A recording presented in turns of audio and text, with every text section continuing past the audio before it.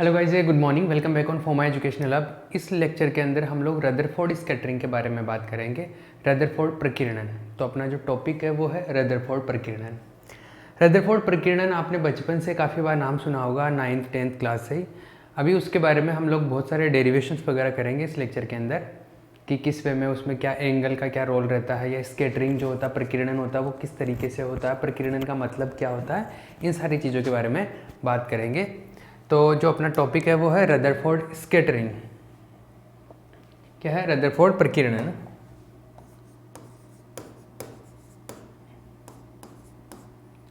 Rutherford प्रकीर्णन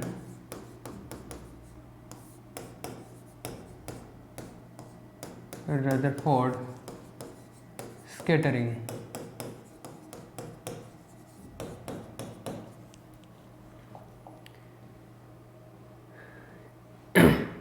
इसमें होता क्या है, क्या सीन है? एक साइंटिस्ट था जिसका नाम था रदरफोर्ड। उन्होंने क्या किया, अल्फा पार्टिकल जो होते हैं, अल्फा पार्टिकल क्या होते हैं? पॉजिटिव पार्टिकल्स होते हैं। अल्फा पार्टिकल वैसे होते हैं जैसे अल्फा पार्टिकल जो होते हैं, अल्फा कण, अल्फा पार्टिकल वो होता है 2He4। ये क्या होता है? 2He4 हीलियम होता है ना। हीलियम में 2 इलेक्ट्रॉन होते हैं, 2 न्यूट्रॉन होते हैं और 2 प्रोटॉन होते हैं हीलियम के अंदर। अगर इसके 2 इलेक्ट्रॉन निकाल दूं, मैं 2 इलेक्ट्रॉन निकाल दूं तो ये +2 हो जाएगा, हीलियम +2। मतलब ये 2 इलेक्ट्रॉन निकाल दिए, हीलियम ऐसा है, हीलियम 2 न्यूट्रॉन है, ये न्यूट्रॉन है, 2 प्रोटॉन है, ये प्रोटॉन है। ठीक है, तो एक सेकेंड, इसके अंदर है 2 न्यूट्रॉन, 2 प्रोटॉन और 2 इलेक्ट्रॉन। अगर मैं दोनों इलेक्ट्रॉन निकाल दूं, इसके डोनेट कर दूं मैं इसको, तो ये इलेक्ट्रॉन चला गया, ये भी इलेक्ट्रॉन चला गया, इलेक्ट्रॉन चले गए, क्या बचा इसमें? केवल नाभिक बच गया, केवल न्यूक्लियस बच गया। तो +2 किया मतलब 2 इलेक्ट्रॉन चले गए, आयन बच गया, ये नाभिक बच गया, इसके अंदर ये नाभिक बच गया। ये जो नाभिक बचा है, न्यूक्लियस बचा, इसको बोलते हैं अल्फा पार्टिकल। क्या बोलते हैं इसको? अल्फा पार्टिकल, अल्फा कण है ये। हीलियम का जो नाभिक होता है उसको बोलते हैं अल्फा कण, अल्फा पार्टिकल। क्लियर है? ये है। अब इसका आवेश जो होता है, इसका जो चार्ज होता है, इसका चार्ज कितना होता है? 2 प्रोटॉन के बराबर। न्यूट्रॉन पे तो कोई चार्ज होता नहीं, 2 प्रोटॉन के बराबर चार्ज है। तो 2 प्रोटॉन के बराबर, तो इसका जो चार्ज है वो कितना है? +2 प्रोटॉन। प्रोटॉन मतलब प्रोटॉन पे इलेक्ट्रॉन पे चार्ज तो बराबर होता है लेकिन पॉजिटिव होता है, तो +2 इलेक्ट्रॉन के बराबर चार्ज होता है इसके ऊपर। ये आगे बात समझ? ये होगा इसके ऊपर चार्ज, किसके ऊपर? अल्फा पार्टिकल के ऊपर ये चार्ज रहेगा। क्लियर? चलो, ये बात तो मुझे समझ में आती है, लेकिन अल्फा पार्टिकल धनात्मक कण है, एक पॉजिटिव पार्टिकल है। इसको अगर किसी नाभिक पे भेजा जाता है, नाभिक या मतलब किसी एटम पे भेजा जाता है, आप ये समझ लो, किसी दूसरे एटम पे भेजा जाता है, तो वो किस तरीके से क्या होता है वो सीन हम लोग देखेंगे। रदरफोर्ड ने एक एक्सपेरिमेंट किया, और उस एक्सपेरिमेंट में क्या किया,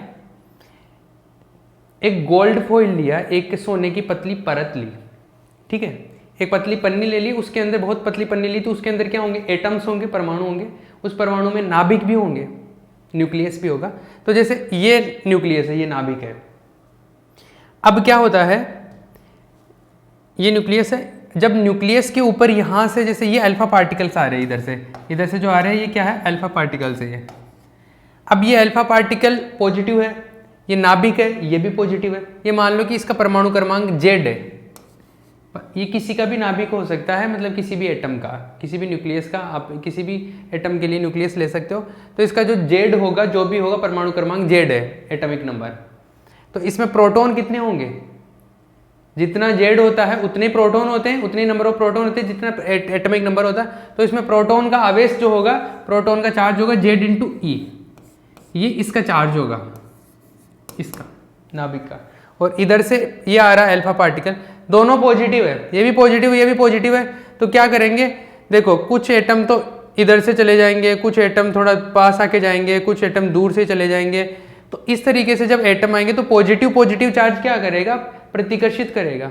और प्रतिकर्षण के कारण क्या होता है? अलग अलग एंगल से ये पार्टिकल चले जाते हैं। आपने बचपन में पढ़ा होगा, इसमें क्या होता है कि कुछ लाखों में जाके एक आध पार्टिकल ऐसा भी होता है जो वापस से ऑपोजिट डायरेक्शन में चला जाता है, 180 डिग्री का एंगल बनाते हुए आता है, फिर वापस चला जाता है। ऐसा भी पढ़ा है ना। तो इसमें ऐसा है कि अलग अलग एंगल से ये जो पार्टिकल्स है अल्फा पार्टिकल वो चले जाते हैं। इस चीज़ को बोलते हैं अल्फा प्रकीर्णन या रदरफोर्ड प्रकीर्णन। तो ये रदरफोर्ड स्कैटरिंग है अपना। तो क्या हुआ इसका क्या सेंस है, इसको किस तरीके से लिख सकते हैं कि जब अल्फा पार्टिकल को किसी नाभिक पे या स्वर्णपन्निका के नाभिक पर आपतित कराया जाता है तो ये अलग अलग कोणों से क्या होते हैं, चले जाते हैं, इधर उधर प्रतिकर्षित होकर चले जाते हैं। इनको बोलते हैं क्या, इसको बोलते हैं रदरफोर्ड प्रकीर्णन। ठीक है, तो इसके अंदर लिखो आप लिखिए, जब अल्फा कणों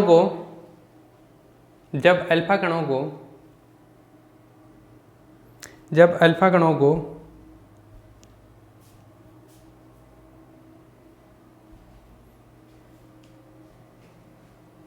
किसी परमाणु के नाभिक पर आपतित करवाया जाता है, तो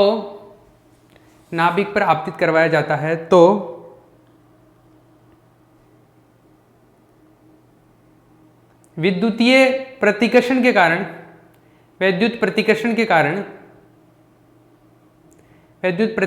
कारण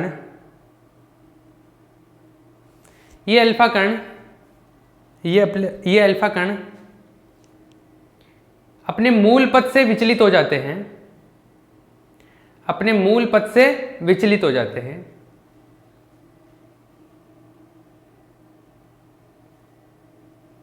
इस घटना को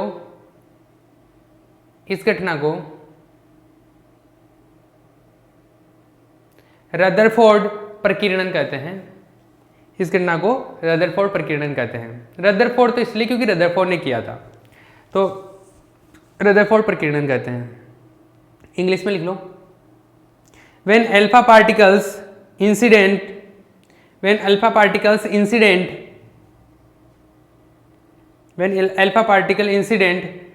on a nucleus, then when alpha particle incident on a nucleus, then due to electrostatic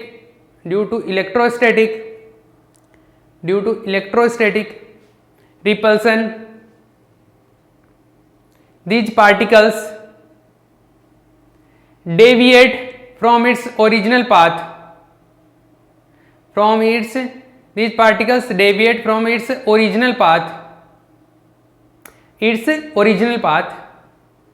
This phenomenon is known as Rutherford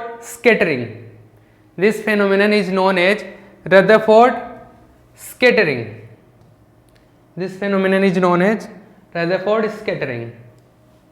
जैसे आप मान लो कि ये एक न्यूक्लियस है, एक नाभिक है,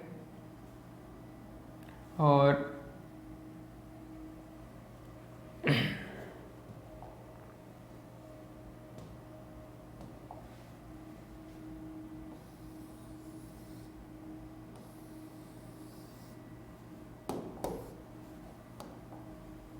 ये इधर भी जाएंगे, कुछ पार्टिकल्स इधर से मुड़ के भी आ सकते हैं, कुछ ऐसा भी जा सकता है, कुछ इधर चले जाएंगे, कुछ इधर से गए, कुछ इधर से चले जाएंगे, इस तरीके से जाएंगे। ये अल्फा पार्टिकल्स है, अल्फा कण आ रहे हैं इधर से, अल्फा पार्टिकल।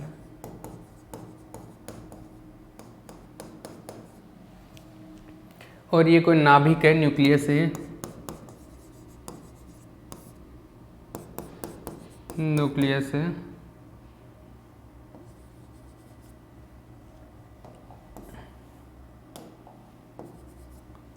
स्पेलिंग ठीक है ना, क्या पता, मैं श्योर नहीं हूँ, देख लेना। ये इसका जो एटॉमिक नंबर है Z है, तो इसका जो आवेश होगा चार्ज Z इंटू ई के इक्वल होगा। ठीक है, और ये जो अल्फा पार्टिकल है वो होता है 2He4+2, ये होता है अल्फा पार्टिकल। ये डायग्राम छाप लेना रदरफोर्ड स्कैटरिंग का। अलग अलग एंगल्स बना सकते हो आप जो भी चाहे। हाँ, यहाँ पे ये डायरेक्शन भी शो कर लेना कि इधर से आ रहा है, इधर जा रहा है, कई जगह ऐसे ऐसे ऐसे ऐसे। ठीक है, ये डायग्राम छाप लेना। क्लियर है? अरे ठीक है ना, ये हो गया भैया। अब देखिए, ये तो एक जनरल सिंपल सा एक वो हो गया कि किस तरीके से एक्सपेरिमेंट किया जाता है। जैसे ये एक्सपेरिमेंट शो हो रहा है, इसको शो कर दिया मैंने, इसको इस एंगल पे कर दिया, ये ऐसे कर दिया, ठीक है। अब हम लोग इसका जो डेरिवेशन करेंगे, उस डेरिवेशन के लिए एक पर्टिकुलर अल्फा पार्टिकल की बात करेंगे और उसके लिए पूरा डेरिवेशन करेंगे, ठीक है। तो चलो डेरिवेशन की बात करते हैं हम लोग।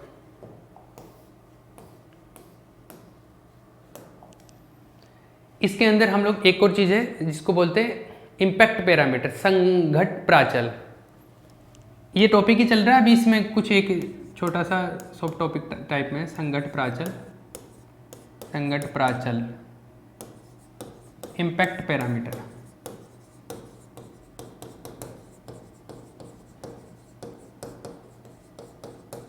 इम्पैक्ट पैरामीटर, इसको बी से रिप्रेजेंट करते हैं, इसको बी से लिखते हैं, स्मॉल बी, ठीक है। इम्पैक्ट पैरामीटर क्या है देखिए, पहले समझ लो फिर हम लोग लिखेंगे। जैसे मान लो ऐसा है, ये है आपका नाभिक, न्यूक्लियस है ना, जेडी इसका आवेश, इसका चार्ज है। मान लो कोई अल्फा पार्टिकल आ रहा इधर से, ऐसा, ठीक है। ये आएगा तो थोड़ा इसको पास में ले आते हैं। अल्फा पार्टिकल मान लो इधर से आ रहा था ऐसे, लेकिन जैसे जैसे ये नज़दीक आएगा, ये भी पॉजिटिव, ये भी पॉजिटिव, इसकी वजह से क्या होगा, ये प्रतिकर्षित होने लग जाएगा। तो प्रतिकर्षित होने की वजह से क्या होगा, ये नज़दीक आने के बजाय ऐसे दूर चला जाएगा, मान लो इस तरीके से। एक एंगल, एक पॉसिबिलिटी ले लेते हैं, ऐसा हो गया, मतलब एक इस तरीके से चला गया। क्लियर है। अब ये इधर चला गया, इसको जाना किधर था, इसको जाना था इस तरफ, इधर जाना था। मतलब इसकी जो आपतन की जो डायरेक्शन थी, इनकमिंग जो डायरेक्शन थी वो ये थी, इनकमिंग डायरेक्शन थी वो ये थी। इनकमिंग डायरेक्शन पे, इनकमिंग लाइन पे अगर मैं यहां से परपेंडिकुलर डालूं नाभिक से, नाभिक से जो लंबवत दूरी है इसकी ये जो डिस्टेंस है, इसको बोलते हैं इम्पैक्ट पैरामीटर, संघट प्राचल। क्योंकि अगर ये सीधा सीधा जाता तो इसके जो नजदीक आता मिनिमम डिस्टेंस ये होती, इतना इससे ज्यादा नजदीक नहीं आता, तो ये मिनिमम डिस्टेंस होती है अगर ये सीधा सीधा चलता तो इसकी जो आपतित दिशा पर नाभिक से खींचा गया लो परपेंडिकुलर है, उसकी लंबाई है। जब परपेंडिकुलर डिस्टेंस है ना, जो इनकमिंग लाइन पे खींचा गया है, वो है ये इम्पैक्ट, संघट प्राचल बोलते हैं इसको, ठीक है। और ये इधर से आ रहा था और इधर चला गया, इधर चला गया, ये जाने की डायरेक्शन होगी इसकी, ठीक है। ये आने की थी, ये जो एंगल बनाना ये वाला, इसको फाई बोल देता हूँ, इसको बोलते हैं प्रकीर्णन कोण। इतना विचलन हो गया एक तरीके से, इतना प्रकीर्णन, स्कैटरिंग इतना हो गया, ठीक है। हाँ जी, तो विचलन कोण, इसके बारे में, विचलन कोण या प्रकीर्णन कोण के बारे में हम लोग बाद में बात करेंगे। अभी हम लोग संघट प्राचल या इसको क्या बोलते हैं, इम्पैक्ट पैरामीटर, इसके बारे में बात करते हैं। तो इसकी डेफिनेशन लिख लो पहले इम्पैक्ट पैरामीटर की।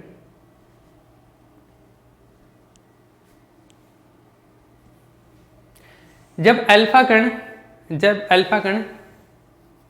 कण नाभिक पर आपतित किया जाता है, जब अल्फा कण नाभिक पर आपतित किया जाता है, जब अल्फा कण नाभिक पर आपतित किया जाता है, जब अल्फा कण नाभिक पर आपतित किया जाता है, तो आपतन की दिशा पर, तो आपतन की दिशा पर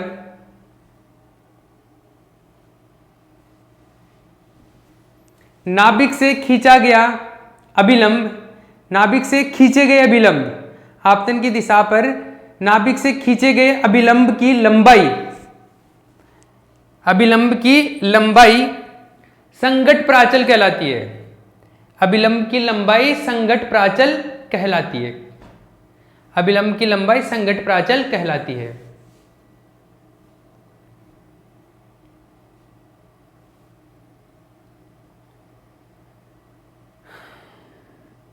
when an alpha particle when alpha particle incident on a nucleus, when an alpha particle incidents on a nucleus during Rutherford scattering, then the perpendicular distance from the nucleus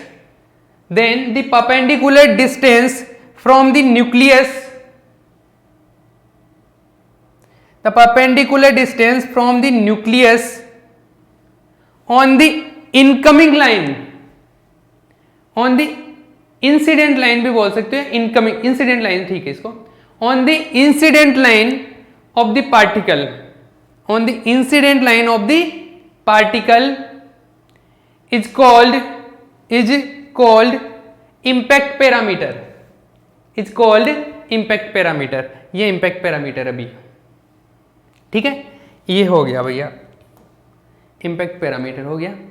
अब देखिए क्या है, अब इसके बारे में काफ़ी सारी बातें करेंगे। दूसरी चीज़ देखो, अगर इसकी एनर्जी के बारे में बात करूँ तो इसकी जैसे इन्फिनिटी पे था पहले, ये मतलब अनंत से आ रहा है, इन्फिनिटी से अनंत पे जा रहा है। इन्फिनिटी का मतलब होता है जब इसका इफेक्ट नहीं था वहाँ पे इन्फिनिटी था। हो सकता है कि 10 मीटर की डिस्टेंस पे इसका प्रभाव नहीं पड़ रहा, इसका इफेक्ट नहीं हो रहा, तो 10 मीटर की डिस्टेंस से इन्फिनिटी एक तरीके से बात की जाए तो इन्फिनिटी का सेंस ये बनता है कि ये इतनी डिस्टेंस पर है कि इसका इफेक्ट नहीं पड़ रहा था, वही इन्फिनिटी है, ठीक है। इन्फिनिटी का मतलब और कुछ नहीं है यहाँ पे। तो ये इधर से आ रहा था, जब बहुत दूर था तो पोटेंशियल एनर्जी जो थी इसकी स्थितिज ऊर्जा वो तो जीरो थी। अनंत पे स्थितिज ऊर्जा क्या होती है, पोटेंशियल एनर्जी जीरो होती है। तो इन्फिनिटी पे इसकी पोटेंशियल एनर्जी क्या थी, जीरो थी। इसकी जो टोटल एनर्जी थी वो ओनली काइनेटिक एनर्जी थी, यहाँ पे काइनेटिक एनर्जी थी। लेकिन जैसे जैसे नज़दीक आता है वहाँ पर एनर्जी चेंज होती रहती है, ठीक है, एनर्जी चेंज होती रहती है। अब देखिए, क्योंकि जब पास में आएगा पोटेंशियल एनर्जी भी होगी, रोटेशनल भी आएगी, काइनेटिक जो नॉर्मल काइनेटिक होती थी वो भी, रोटेशनल काइनेटिक एनर्जी वो भी आएगी। ये डायग्राम छाप लेना, ठीक है। और आप जो थ्योरी लिखी उसमें लिखना ये संघट्ट प्राचल लिख लेना, इसको बी को संघट्ट प्राचल इम्पैक्ट पैरामीटर।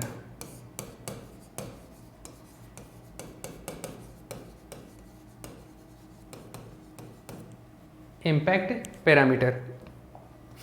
अब देखिए आगे चलें। अब सुनिए आप मेरी बात, क्या देखिए, टोटल जो एनर्जी होती है पार्टिकल की वो ऐसे होती है। अल्फा कण, मैं अल्फा कण के बारे में लिख देता हूं पहले। तो अल्फा कण जो होता है, alpha particle,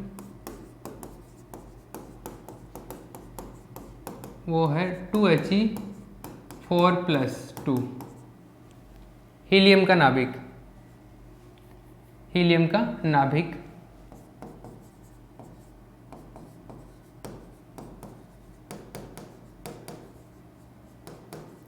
nucleus of helium, nucleus of helium, ये डायग्राम छाप लिया।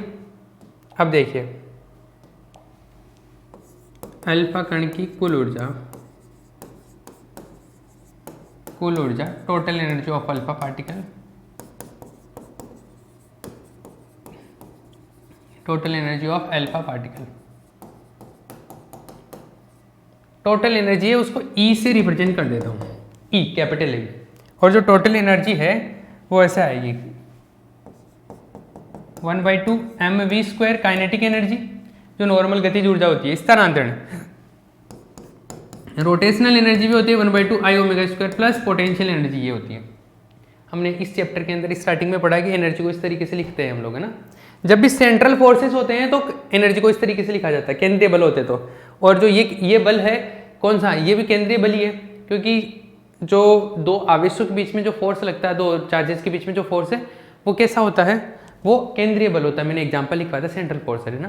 तो सेंट्रल फोर्स के हिसाब से एनर्जी इस तरीके से लिखी जाती है।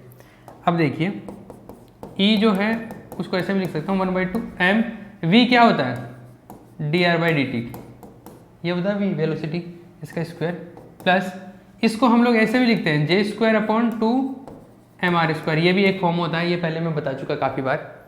ये पोटेंशियल एनर्जी है u, इसको लिख दो equation number 1।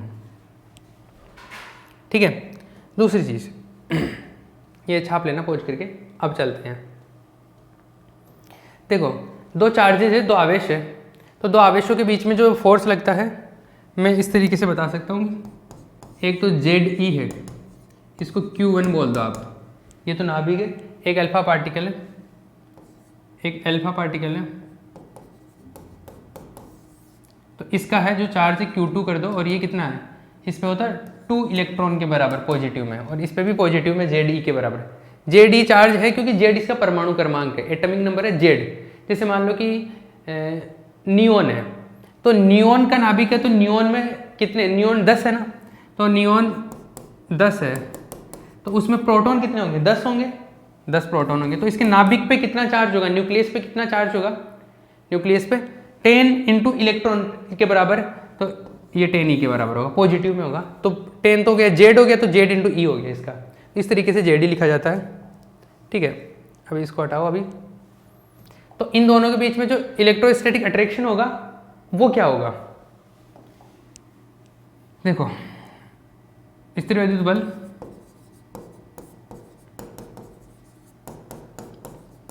Electrostatic force, electrostatic force, electrostatic force होगा F इक्वल्स टू ये दोनों Z, ये मैं इसको ऐसे लिख लूँ, Q1 Q2 अपॉन K आता है ना, जो K आता है वो यहाँ पे ऐसा आता है 4 pi epsilon not R square, ये होता है, ये चार्ज होता है, ठीक है। Q1 और Q2 का वैल्यू भी मैं पुट कर सकता हूँ, ये ZE स्क्वायर 2Z स्क्वायर, तो ये होगा 2ZE square upon 4 pi epsilon not R square, ऐसे आएगा, ठीक है। लेकिन आपने और हमने एक चीज़ पढ़ी है कि जो सेंट्रल फोर्सेस हैं, सेंट्रल फोर्सेस को हम लोग कुछ इस तरीके से लिखते हैं, F को हम लोग ऐसे लिखते हैं K अपॉन R स्क्वायर, याद होता है आपको, इस तरीके से लिखते हैं। तो ये K जो होता है, इस R स्क्वायर के अलावा जो बाकी का सब बचा ना, वो K के बराबर मान लेते हैं हम लोग, कांस्टेंट है ये K वो नहीं है जो इलेक्ट्रोस्टैट में काम में लेता है, इस वैद्युत चुंबकीय में वो काम में लेते हैं, वो वाला नहीं है ये अलग K है, ये कांस्टेंट है, मैं पहले बता चुका हूँ इसके बारे में। तो इसको K से लिख देते हैं, जो बाकी सब बचा जिसको, तो F जो आया वो ये जो है ये K हो गया अपॉन R स्क्वायर, ये K क्या है, कांस्टेंट है,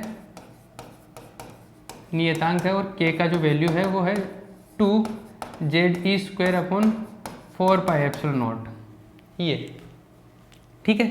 ये फोर्स आ गया, ये दो पार्टिकल्स के बीच में जो फोर्स लग रहा है वो ये है। अब ये जो फोर्स है, अगर मुझे पोटेंशियल एनर्जी निकालनी हो, स्थितिज ऊर्जा, तो देखिए स्थितिज ऊर्जा, पोटेंशियल एनर्जी,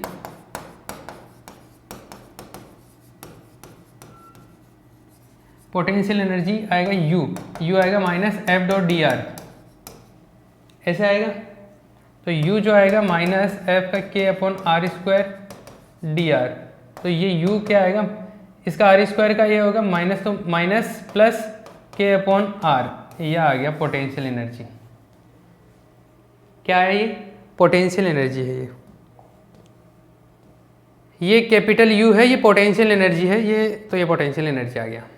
तो इक्वेशन नंबर 1 में मैं वैल्यू पुट कर सकता हूँ, इक्वेशन नंबर 1, और ये है 2। हाँ, दूसरी चीज़, एक सेकेंड रुको, हमने एक और चीज़ पढ़ी है, चलो अभी तो इक्वेशन नंबर 2 ही कर दो इसको, इक्वेशन नंबर 2 का वैल्यू इक्वेशन नंबर 1 में पुट कर दो, जिसने नहीं छापा है ये लो पॉज करके कॉपी कर लेना।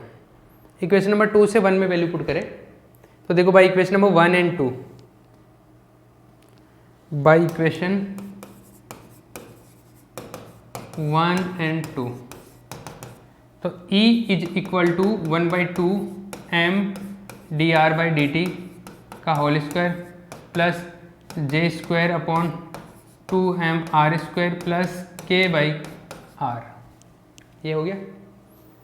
दूसरी चीज़, जब सेंट्रल फोर्सेस पढ़ रहे थे तो हमने वहाँ पे एक चीज़ डेरिवेशन में की थी, लेट माना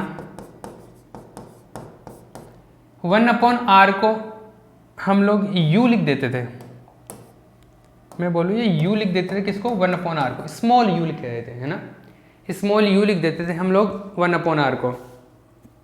तो 1/r को हम लोग स्मॉल u लिखते हैं अगर, तो देखिए ये आएगा E = 1/2 m dr/dt का होल स्क्वायर प्लस ये हो जाएगा J²/2m और 1/r² को u² लिख देता हूँ प्लस KU, 1/r को u लिख दिया। ये इक्वेशन नंबर 3 हो गया, ये इक्वेशन नंबर 3 हो गया। This is equation number 3। ठीक है, ये 3 नंबर इक्वेशन हो गया। अब देखिए आगे चलिए, जिसने नहीं छापा कॉपी कर लेना। अब सुनो, अब जो ये dr/dt है ना, इसका कुछ वैल्यू बना के लाऊंगा, मैं कुछ जुगाड़ कर रहा हूँ। तो इसके लिए देखिए इक्वेशन नंबर 3 ना, ये dr/dt का वैल्यू लेके आना मुझे, और कुछ इस तरीके से लेके आना ताकि ये इक्वेशन है और थोड़ा सोल्व हो। तो देखिए सिंस u जो है वो क्या है 1/r, ठीक है, तो मैं काम करता हूँ इसका t के रिस्पेक्ट में डिफ्रेंशिएट कर देता हूँ, differentiating with respect to t नहीं थीटा के रिस्पेक्ट में कर देता हूँ, थीटा। तो du/d थीटा, r का करेंगे तो 1/r², ये तो 1/r का हो गया, फिर r का करेंगे तो dr/d थीटा, ये ठीक है। अब इसमें देखिए du/d थीटा तो है, ये 1/r², इसको हम लोग dr/d थीटा को dt और dt से मल्टीप्लाई कर देता हूँ। कुछ बनाने की कोशिश कर रहा हूँ मैं, यहाँ से dr/dt को यहाँ से लेके आऊँगा और फिर वहाँ पे पुट करूँगा। ये जो dr/dt है यहाँ पे रखने के लिए, और उसको कुछ u के टर्म्स में लेके आने की कोशिश कर रहा हूँ। तो देखिए dt से ऊपर नीचे मल्टीप्लाई कर दिया, dt से ऊपर नीचे मल्टीप्लाई किया, तो ये देखो ये इस तरीके से लिख सकते हैं अब इसको, du/d थीटा माइनस 1/r², इस dr को dt के साथ ले लो और ये dt d थीटा के साथ ले लो, ऐसा, ठीक है। इसको कुछ इक्वेशन नंबर पुट करता हूँ, इक्वेशन नंबर 3 तक हुआ था, दिस इज इक्वेशन नंबर 4, ठीक है, ये इक्वेशन नंबर 4 है। एक चीज़ और समझना, हम लोगों ने जब सेंट्रल फोर्सेस के डेरिवेशन पढ़ रहे थे वहाँ पे एक चीज़ पढ़ी थी, सिंस ऐसा होता है d/dt जो होता है वो J/mr² d/d थीटा के बराबर होता है, ये इस तरीके से होता है, हाँ ये ऐसे होता है। ये एक हम लोगों ने इसको डिराइव भी किया था, ये छोटी सी चीज़ थी वहाँ पे जब हम लोग पढ़ रहे थे ना, जो equation of path, equation of motion central forces के अंदर, वहाँ पे हमने ये चीज़ डिराइव की थी। ये चीज़ मैं यहाँ पे काम में लेना चाहता हूँ। तो d/d थीटा जो है इसका वैल्यू आएगा, इसको इधर भेज दूँ mr²/j और ये d/dt, ठीक है। This is equation number 5। अब इसमें देखो ये d/d थीटा है ना, इस d/d थीटा को मैं इससे रिप्लेस कर सकता हूँ। तो देखिए एक बाय इक्वेशन 4 और 5, बाय इक्वेशन 4 और 5, 4 5 से देखिए du/d theta equal to -1/r² dr/dt, और d/d थीटा का वैल्यू आएगा mr²/j d/dt, और वो ऊपर t है ऑलरेडी, तो dt से dt कैंसिल हो जाएगा, dt से dt कैंसिल हुआ तो देखिए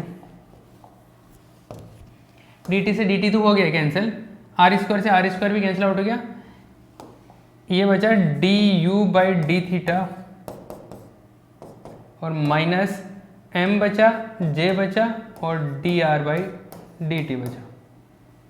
मुझे क्या चाहिए था, dr/dt रखना था इक्वेशन नंबर 1 में, 1 ही था ना वो, मुझे यहाँ पे इक्वेशन नंबर 2 में dr/dt रखना है, तो dr/dt वहाँ से यहाँ पे लेके आना है। इसने कॉपी नहीं किया है, पॉज करके कॉपी कर लेना भैया। dr/dt का वैल्यू देखिए